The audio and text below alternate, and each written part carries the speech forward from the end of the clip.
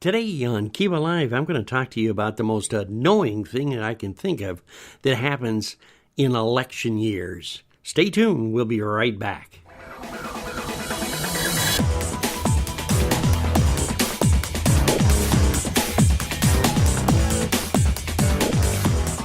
Welcome. I'm going to be your host today, William Lee, podcaster, podcast producer, and the founder of the Keeba Agency for Digital Marketing. I am always excited when it comes to election time because I really, truly want to see a difference in our country. And I know that voting is terribly important.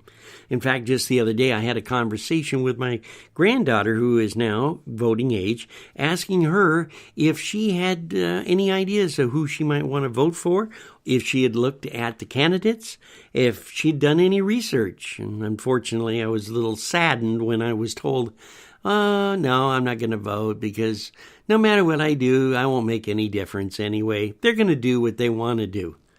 That was a sad moment for me because I've been really proud to be an American. And I've always voted every opportunity I've had to vote and felt that it was a real honor to be able to have a voice in this great country. But for some reason, the younger generation now is falling off by the carloads. Maybe it's because they figure, well, no matter what we do or say, it isn't going to make any difference. You know, I thought to myself the other day, how do they get this idea it isn't going to make any difference? Surely they're on social media and they see the world changing. Surely they get interested in different things in their community, laws, or maybe it's just simple actions by the community that maybe they have an idea about or have an opinion. But they won't vote, they won't share it, and they take the attitude that it makes no difference because no matter what I have to say, nobody's going to hear me. Now, what do you think causes that? I think I know what causes part of it. One, it starts at home. Let's just face the facts. There's a lot of kids nowadays, or young voters, that, well, their parents don't vote either, or they don't discuss politics, or they don't care what goes on in their community. They're just 8 to 5, make enough money to survive, knowing that in 30 days, if they get laid off from a job, they'll be living out in the street, maybe in Seattle, Tacoma, Puyallup, or wherever the homeless are congregating at the time they lose all of their income. I don't think this country was thought of when the founding fathers sat down at a table and hammered out all of the wonderful things that this country means, and all the rules and the protection and the right to freedom to religious choice, freedom to choose how we live in this country, freedom to have a voice in the laws and to help govern this great nation. I just don't think they think of that. You know why I think they don't think of that anymore? It's because of the media. Now, I don't want to sound like our president and start this bad news, fake news, or any of that other neat stuff that's going around. But I want you to think about something. Every time you turn around on the radio, television, social media, when it comes time for elections, and we're getting down to the wire like we are on this election, everybody wants to smash everybody else. Have you noticed that?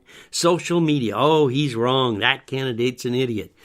Well, I'll ignore that on social media, and I'll go to my standard media, television or radio, and get rid of that, that's terrible. And what will I be exposed to there, I ask you? Well, I'll tell you what you're exposed to. You're exposed to two candidates that never, ever say what they believe in, how they're going to work to correct a problem. No, you're going to hear about their eating habits, their girlfriends of 40 years ago, or the last time that they got a parking ticket. Maybe they didn't pay that parking ticket officially or right or wrong. Maybe they drink too much. Maybe they sneeze or snore at night. Maybe they've done 1,000 other things that have not one thing iota to do with what we Americans need to hear.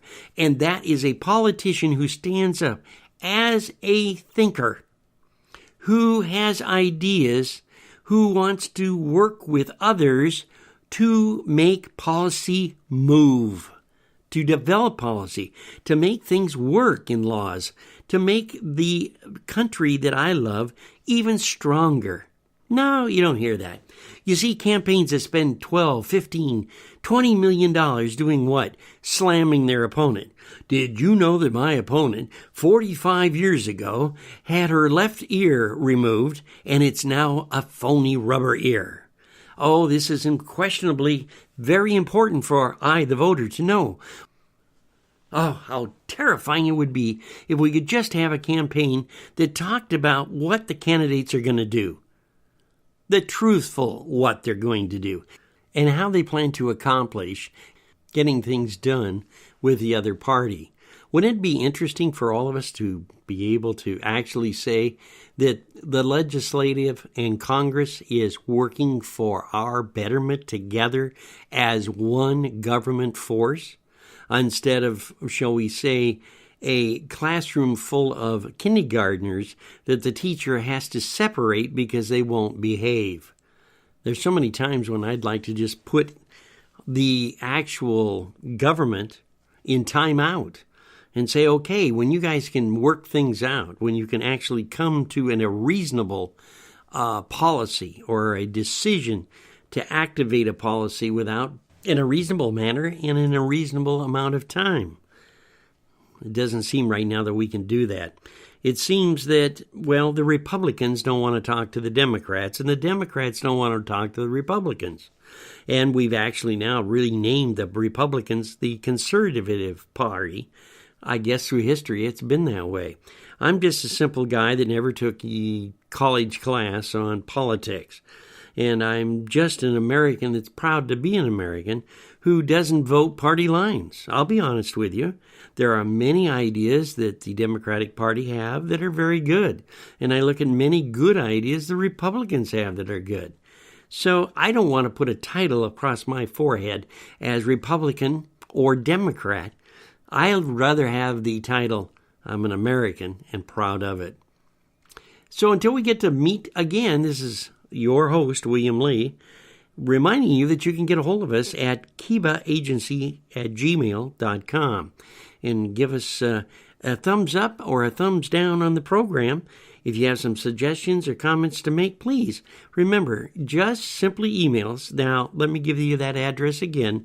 It's Keeba, Keeba, agency@gmail.com. Even if you disagree with what I have to say, I'd love to have you make a comment anyway. I will answer all the emails back as soon as possible. So, until we can get together again, have another cup of coffee, and kick around some more community or social news, I want to remind you to just keep us smiling.